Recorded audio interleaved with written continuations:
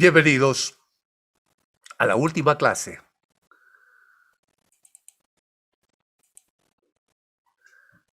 de esta maratónica forma de desarrollar un curso de filosofía del arte.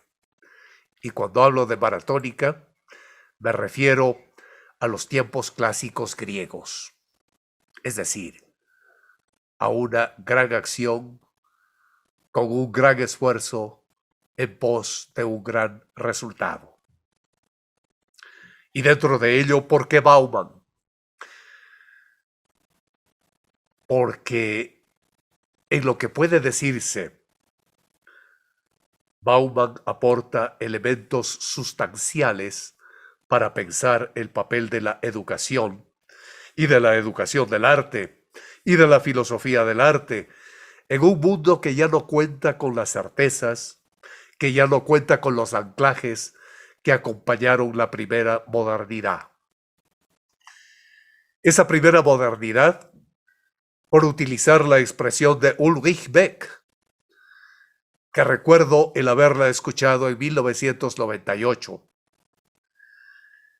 En este sentido, el punto medular para Bauman residiría en que es la propia esencia de la idea de educación, tal como estaba concebida a lo largo de la modernidad, la que ha quedado en entredicho. Los elementos constitutivos de la pedagogía tradicional han sido trastocados y con ellos se ha transformado el concepto mismo de educación. Bauman aborda exclusivamente la cuestión educativa en Los retos de la educación en la modernidad líquida en el año 2007. Es un opúsculo en el cual da cuenta de las transformaciones de la relación entre cultura y educación en el marco de la modernidad líquida. Pero vamos a fijarnos en el Zygmunt Bauman de su libro Arte Líquido, que fue publicado en Madrid, en una editorial llamada Sequitur en el 2007. Un libro de 113 páginas. El título de esta obra tiene ya un carácter interrogativo. Arte líquido, así se llama el libro. Arte líquido. Y ese carácter interrogativo está puesto en la medida en que la naturaleza líquida del arte aparece rodeada claramente de un aspecto inquisitivo. En otras palabras, ¿tiene el arte en nuestra época un carácter líquido? Las tesis generales de Bauman son posiciones muy relacionadas con las de Alvin Toffler, las de Alain Touraine, con quien recibió en el año 2010 el Premio Príncipe de Asturias de Comunicación y Humanidades. Bauman destaca la importancia que tiene en nuestra época el tema de la rapidez con la cual se suceden las transformaciones del universo material producido por el hombre. Los cambios que se producen, sobre todo a nivel tecnológico, se llevan a cabo a una velocidad cada vez más vertiginosa, de modo que los tiempos que se viven son más y más cortos, y las instituciones y los valores producidos en tiempos estables, fijos, tienden a ser cada vez menos sólidos y más líquidos. La vida líquida es la que ahora vivimos y en ella todo cambia sin cesar y el arte cambia sin cesar.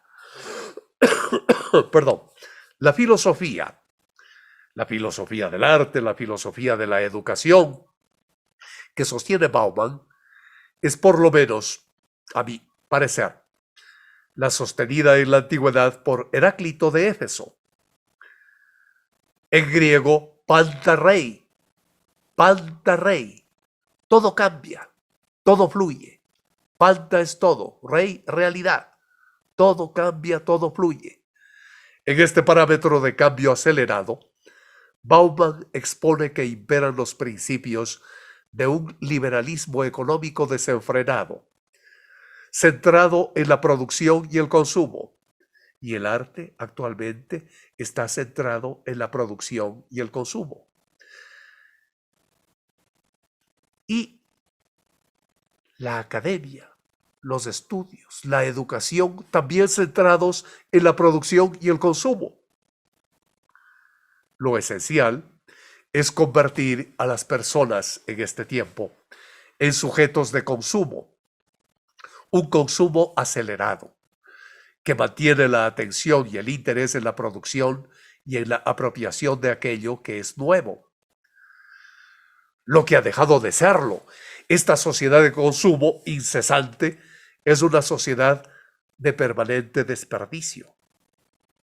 Hasta los cementerios o la muerte es objeto de incineración, como si fuésemos un desperdicio, y luego se transforma en una joya, en un diamante, aquella ceniza humana, y por lo tanto es un reciclable. Los sujetos que son incapaces de adquirir, de comprar, pronto se vuelven inútiles y se convierten en vidas desperdiciadas. Me he quedado un poco preocupado por lo que acabo de decir. Esto me llevó a graves problemas cuando una funeraria muy grande me pidió que haga la historia de ella. Y yo llegué a esa conclusión, no es de Bauman, aunque a Bauman qué buenas ganas tuve de decirle aquello, claro que sí. Porque esta época del desperdicio y de lo reciclable explica las migraciones constantes e imparables de sujetos que no encuentran acomodo en ningún territorio. Y aparece el fenómeno de las migraciones masivas forzadas de aquellas personas que tratan de encontrar algún sitio donde acomodarse. Las guerras internacionales, la violencia interna en los países, son verdaderos canales de desagüe que ayudan a dar salida a esos productos de un acelerado liberalismo. Migrantes internacionales, individuos en búsqueda de refugio, desplazados en el interior de los países, personas sin hogar, personas sin trabajo, personas víctimas de los traficantes de seres humanos. Son los nuevos parias de los actuales paradigmas económicos. Y de ello he visto yo en la Universidad Autónoma de México, en un decano que ahora es de la Universidad Central del Ecuador, exalumno mío, que obtuvo su maestría en artes, precisamente con una tesis en la cual trataba de estos puntos. Los trataba teóricamente y también en la práctica. Pintaba todas estas desgracias de la sociedad líquida. En este contexto surge la reflexión de Zygmunt Bauman en 1997, cuando se inspiró en las obras de pintores, precisamente, de Andy Warhol, de Piet Mondrian, de Marcel Duchamp, de Damien Hirst, de Yona Sibila y de otros artistas de esa época. El arte de nuestro mundo sostuvo y sostiene, aunque muerto pero sigue sosteniéndolo Bauman, se caracteriza por mantener descubierto lo que hasta hace poco se procuraba mantener oculto. Esto es el caos. Y así se llama la tesis de Javier León Borja, el decano de artes de la Universidad Central del Ecuador. La teoría del caos en la pintura. Tesis realizada en la UNAM, Universidad Mexicana. Y Bauman dice con Javier León Borja y con muchos, ahora el caos ya no está tapado. y el arte lo mantiene visible. El arte es como una ventana sobre el caos. Si una herencia de la modernidad y de la ilustración era la afirmación de fundamentos absolutos, de certezas definitivas y exhaustivas, la posmodernidad afirma la total relatividad y la total contingencia de lo real. Frente a la concepción, según la cual la obra de arte tiene como función diversos objetivos, que pueden variar desde el logro de la eternidad del tema o bien la propia inmortalidad individual, algunos autores, entre los cuales se cuenta la filósofa Hannah Arendt, conectada sentimental y filosóficamente con Martina Heidegger, sostienen que la obra de arte no tiene una función práctica, sino tan solo despertar en el espectador emociones estéticas y disfrute intelectual. Con Hannah Arendt y con Zygmunt Bauman se puede repensar que el aire respira eternidad. Hay que repensar esto. Gracias al arte, una y otra vez, la muerte queda reducida a su verdadera dimensión. Es el fin de la vida, pero no el límite de lo humano. ¿Cómo nos duele la muerte? ¿Cómo nos duele lo humano? Si hasta entonces la inmortalidad había sido el material bruto en que el artista esculpía sus obras, ahora le toca al artista esculpir, tallar una forma inmortal con un material tan frágil, tan efímero, tan perecedero como cualquier otra cosa del mundo de lo humano. Fenecida de esta manera la tradición de lo sagrado, cualquier objeto que se represente es mortal, y representarlo significa reflejar su carácter de efímero. En la posmodernidad, lo nuevo es la conciencia de que no existe la eternidad. Es la conciencia de que no existe la eternidad. Con inmortalidad, ni tampoco existe ni la eternidad ni la inmortalidad del artista, ni del tema de su obra, ni de la obra misma. Es lo efímero, lo que se convierte en cenizas. Pero esto ya nos advertía en el barroco español, Calderón de la Barca, cuando en su libro La vida es sueño, en el monólogo de Segismundo, si mal no me acuerdo, habla de esta caducidad,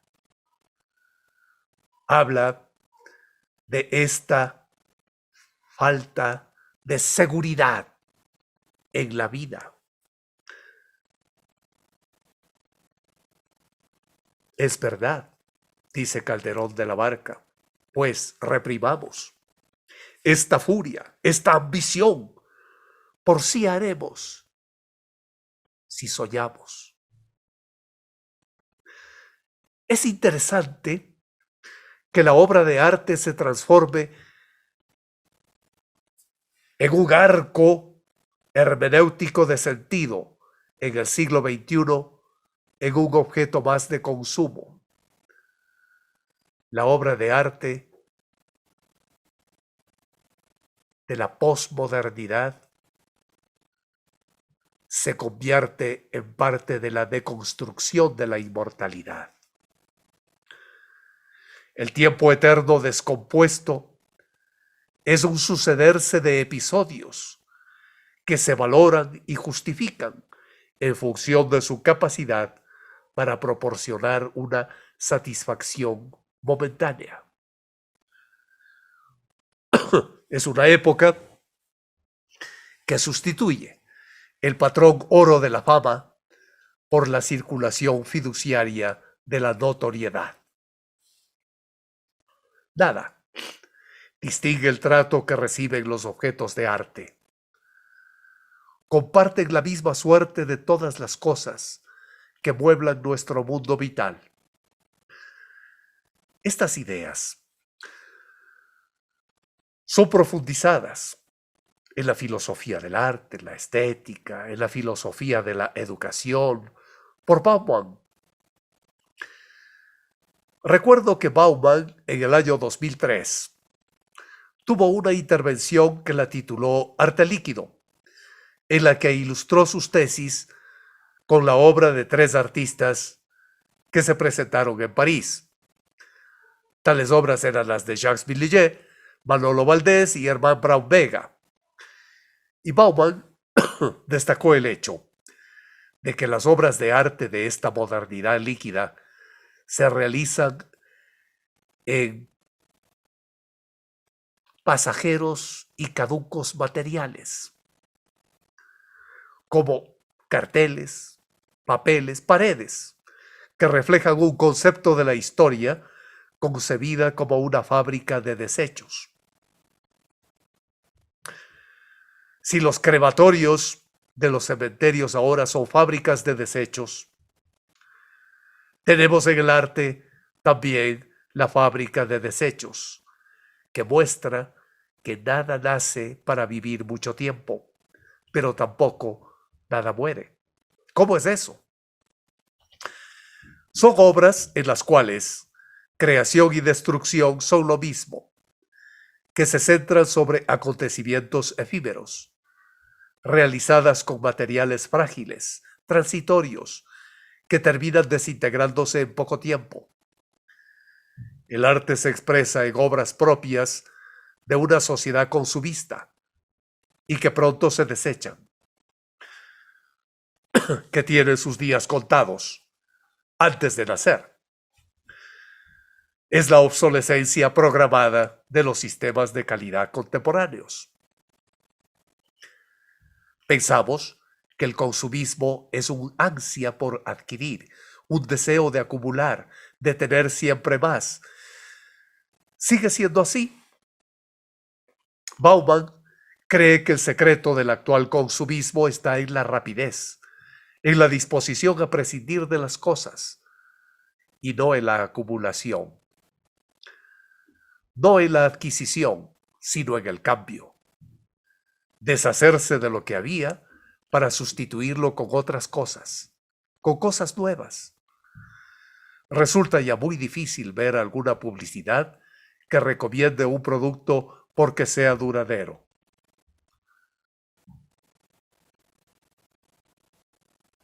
Difícil, casi imposible. ¿Y el arte? Pues, en la cultura de la modernidad líquida, el sentido del progreso artístico parece tener una nueva época. En ella se recuerdan los argumentos que están dirigidos a los acontecimientos promocionales, que reúnen a millares de personas, en los que se venden montañas de entradas y se forman largas colas, y en los cuales se procura, por lo menos, llamar la atención y buscar un impacto máximo, con obsolescencia inmediata y asegurada.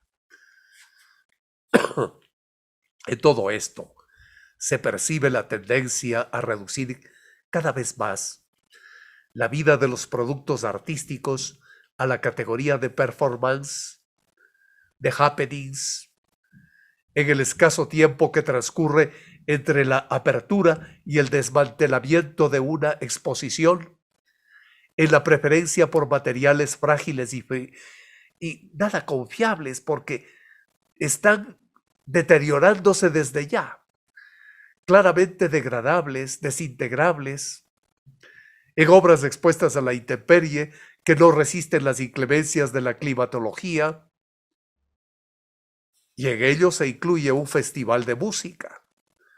En definitiva, en la preeminencia que se concede a la decadencia y a la desaparición en la apariencia material del objeto de arte, de una obra de arte suicida. ¿por qué no?, acuñar este término. Ahora se hacen obras de arte suicida. Exploremos una comparación que no puede ser menos que osada. Bauman dice que en este mundo líquido los museos solo pueden ser semejantes a los cementerios. He aquí la idea que me surgió a mí y que Bauman lo pone como que los cementerios y los museos están alejados del ajetreo del día a día, alejados de los quehaceres de la vida, con sus espacios acotados y con sus horarios de visita. Museos y cementerios. En los museos como en los cementerios no se habla, no se come ni se bebe, no se corre ni se toca. Eso decía Bauman. Pues bien, habría que hacer algunas excepciones, porque se me ocurrió dar conciertos en la capilla del cementerio de San Diego en el Quito antiguo. Pero son excepciones. Zygmunt Bauman explora lo que aparece como un hecho. En este sentido, se puede traer a la memoria una excursión que se presenta en Berlín. Vamos hacia Berlín imaginariamente en este momento. Tenemos una excursión turística en la cual tenemos que estar corriendo de un lado a otro en Berlín sobre arte alternativo. Imaginémonos en la cual el espectador recorra las calles de Berlín para detenerse ante numerosos graffiti,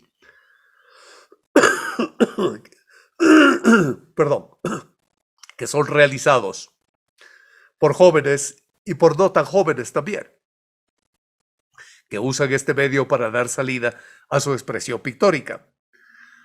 Son autores perseguidos por la policía. Eso ya lo sabe el guía turístico. Y eso ya lo saben los turistas que han sido secreteados por el guía turístico. Y claro, son obras de corta duración plasmadas sobre materiales frágiles y transitorios. Edificios que están en proceso de venirse abajo y que son usados por los artistas de vanguardia para producir obras que son tan perecederas como el sitio donde se realizan. Todo esto aparece como un hecho, pero el problema central es quizá aquel que el propio Bauman señala. La cuestión es dilucidar si el arte que se acomoda a esta exigencia, que satisface la necesidad de acumular sensaciones, sigue siendo fiel a su función, a la función que tuvo en tiempos premodernos y en tiempos modernos, que era la de revelar la dimensión trascendental del estar en el mundo, de traer al mundo de lo pasajero y de lo temporal elementos que resisten al paso del tiempo y que desafían la norma universal del envejecimiento, del olvido, de la desaparición. La obra líquida, actual, hecha para el consumo, no es arte, dice Bauman, no, es la larga prole del kitsch. Interesante. No se trata de verdadero arte, sino del uso que hace el comerciante que vende por arte lo que solo es kitsch. Es decir, algo de mal gusto. Preguntaba yo en un examen si algo era barroco o kitsch. Difícil pregunta, difícil respuesta, especialmente en una sociedad líquida. O el turista retornado que dice no haber dejado de visitar tal museo cuando estuvo en tal ciudad y que solo correteó por el museo, o ese entretenedor musical que pide privilegios fiscales porque dice que es un artista. Y tenemos ahí la oficialización del entretenedor musical, o el gestor, como ahora se denomina, que arropa artísticamente el panem et circenses, es decir, el pan y circo, pero también el sociólogo que hace uso, es decir, uso más allá del arte para encajarlo en sus teorías. Y esto es Bauman. Y esto es lo que podemos decir inspirándonos en Bauman. En estos últimos 15 minutos vamos a dedicarlo a Walter Benjamin, pero desde un nuevo enfoque. Es decir, Walter Benjamin como el pasajero de un viaje exploratorio hacia un nuevo concepto del arte. Walter Benjamin consume las ideas de su tiempo, no hay duda, pero las consume con provecho y construye una teoría estética frente y en posición a la estética hegeliana. Toma una posición ante Hegel y se opone a él. Y tiene como centro suyo de atención a la consideración conceptual del arte como producción social humana.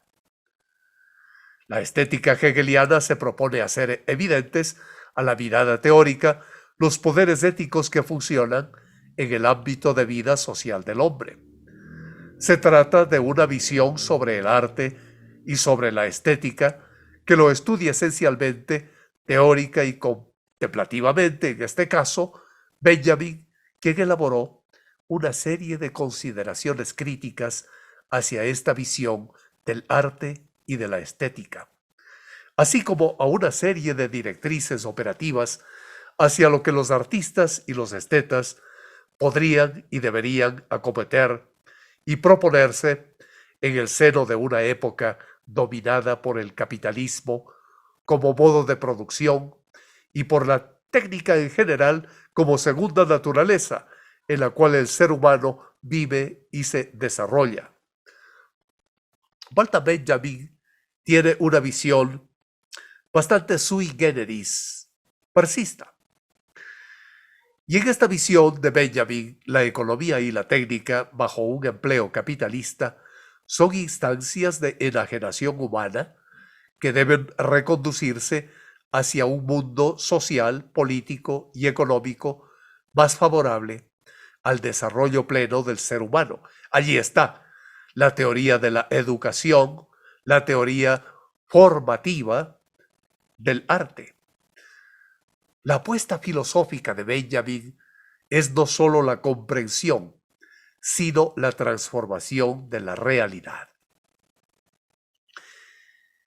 Y si Benjamin establece una relación tensa, una relación discutidora con Hegel, la estética de Hegel es un referente obligado para abordar los conceptos de arte y de obra de arte.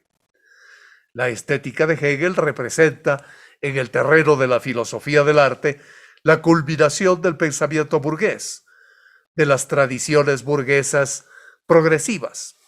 En efecto, la reflexión sistemática hegeliana en torno al arte funge como culminación de un proceso reflexivo que va desde los griegos hasta Immanuel Kant.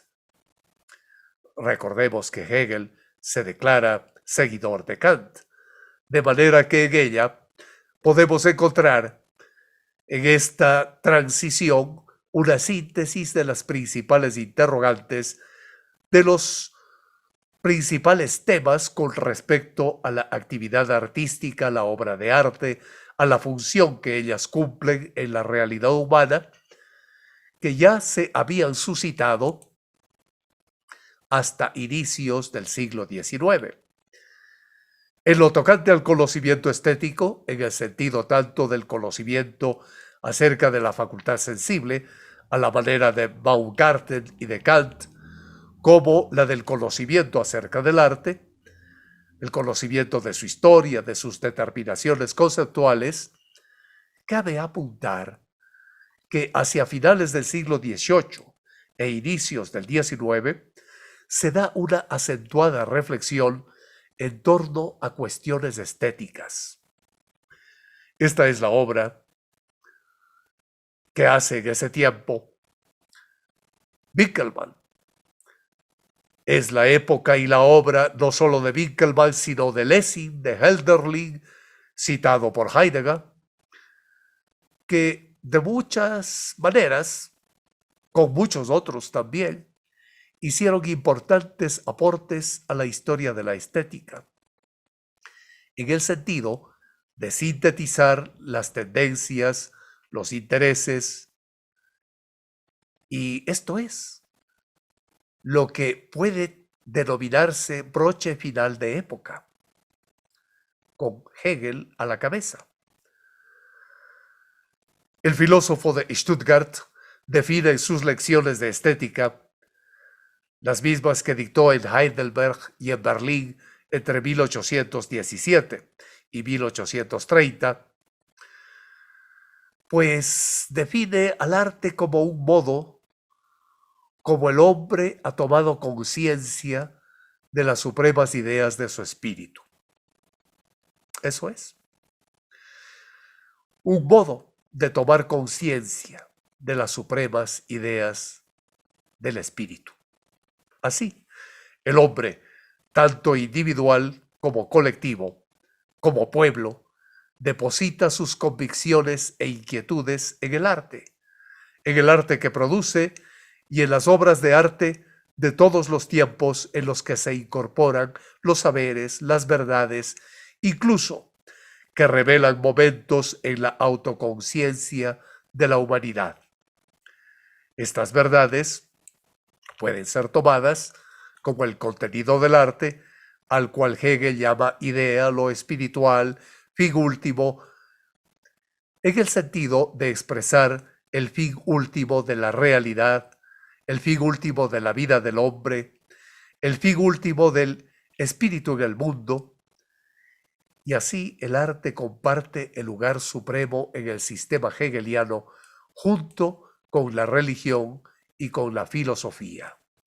Estas son las tres instancias, son los modos en los que se puede captar lo espiritual propiamente, si bien de diferentes maneras. El arte lo hace por medio de la apariencia, la religión por medio de la representación o pensamiento pictórico. Por eso es magnífica la pintura religiosa y barroca en especial. Y la filosofía lo hace por medio del concepto.